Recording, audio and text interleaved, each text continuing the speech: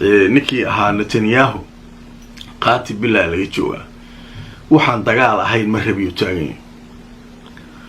waxaan dagaal ahayn ma rabo nimanka Xamaas ay aniga meel isaga soo arayna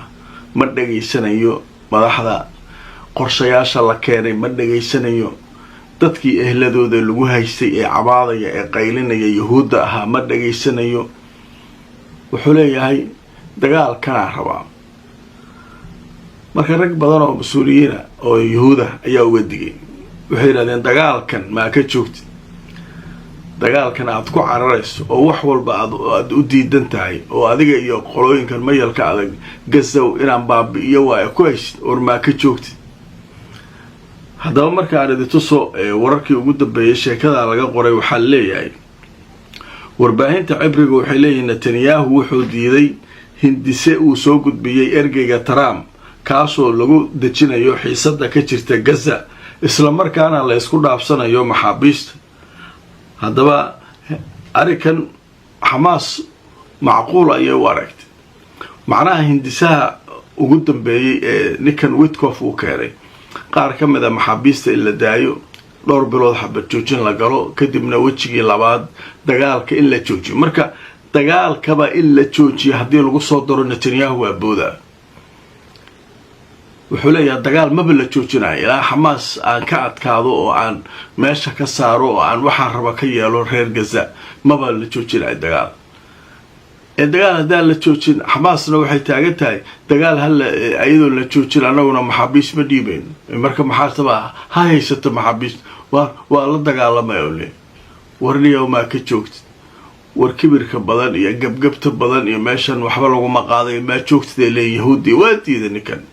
haddaba marka aan tuso waxa isaguna waraysi bixiyay oo hadlay ra'iisul wasaaraha waddanka Qatar ahna wasiirka arrimaha dibadda ee dawladda Qatar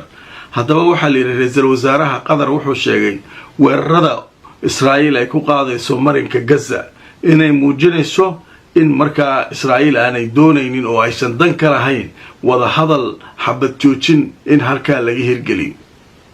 waa la isdaalinayo Israa'iil dagaal ay rabtaa ma rabto nabad dadka inay laysay rabtaa marka waa arkaynaa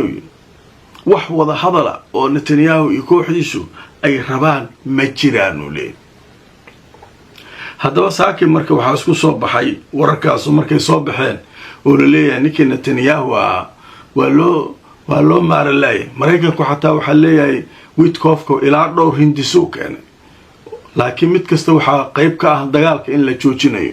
laakiin dagaal in la joojiyo ninkan xisaabta maba lagu soo dari karo taagan wax xisaabta lagu soo dari karo maba dagaalka in la joojiyo marka waxa la yiri saakay Tel Aviv iyo magaalooyin kale mudaharaadyo dib uga bilowday dadkii way kacsan yihiin waxay leeyihiin maartay dagaal ma rabno mushkiladan meel hana la ka saaro qayladooda baxay laakiin cid bina aadana oo dhageysanaysa dadkaas ma jirtaa le marka Netanyahu iyo Hamas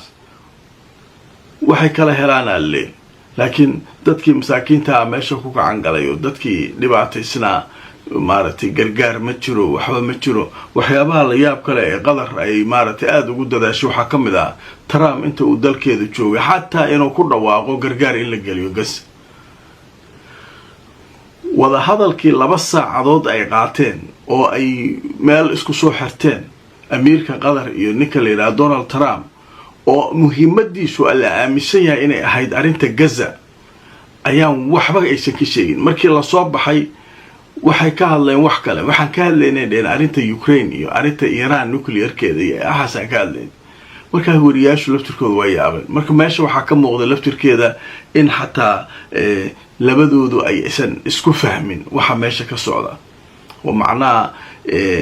Trump uu si uu arko ninkana uu si uu arko marka sida darteed si ay isu khilaafin in laga boodaba sheekada dhan oo leeyahay arinta Ukraine iyo waxaan ka hadleen marka sheekada Gaza ilaahaygood leeyihiin reer Gaza marka ilaahay baa